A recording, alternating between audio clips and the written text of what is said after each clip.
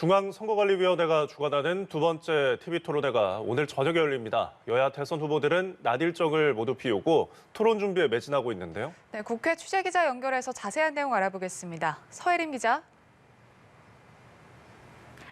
네, 토론회는 저녁 8시 SBS 프리즘 타워에서 열립니다. 지난번 경제 분야에 대한 첫 토론회에 이어서 오늘은 정치 분야로 네 후보가 맞붙을 예정인데요. 특히 더불어민주당 이재명 후보의 정치개혁과 통합정부론에 대해 다른 후보들이 어떤 입장을 보일지 주목됩니다. 이 후보 측은 다당제 연합정치를 위한 선거제 개편과 개헌 등을 약속하며 국민의당 안철수 후보와 정의당 심상정 후보 등의 공조를 제안했는데요.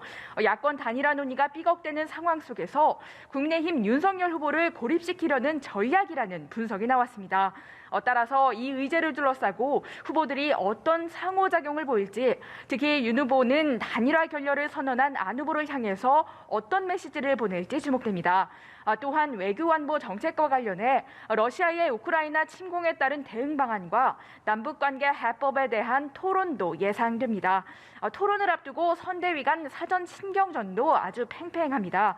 민주당은 김건희 씨의 도이치모터스 주가 조작 연루 의혹을 전면 부각하며 공세를 이어갔는데요. 우상호 총괄선대본부장은 이 정도면 부인할 수 없는 범죄 사실이 드러난 것이라며 해명을 촉구했고, 전재수 의원은 이쯤 하면 거의 구속감이라고 지적했습니다. 반면 국민의힘 원희룡 정책본부장은 기자회견에서 고속도로에 버려진 대장동 문건 다수를 입수했고, 그중에는 당시 성남시장이던 이 후보가 직접 결제한 서류들도 포함되어 있다며 사건에 대한 전면 재수사가 필요하다고 강조했습니다. 네, 이번에는 국회 상황도 알아보죠. 러시아의 우크라이나 침공과 관련한 대응책 논의를 위해 관련 상임위들이 열린다고요? 네, 그렇습니다. 외교통일위원회와 산자중기위가 각각 전체 회의를 열 예정인데요. 우선 외통위에서는 이번 사태에 따른 주변국의 움직임을 분석하고 외교적 대응책을 모색할 예정입니다. 특히 미국을 비롯한 서방국들은 러시아에 대한 강력한 제재를 경고했는데요.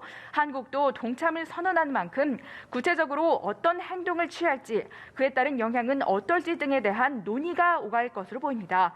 이와 함께 현지 교민들의 안전을 위한 대책도 논의할 예정입니다. 산자위에서는 우크라이나 사태에 따른 공급망 타격과 원자재값 상승, 이로 인한 수출입 기업들의 어려움을 파악하고 이에 선제적으로 대응할 방안을 모색할 예정입니다.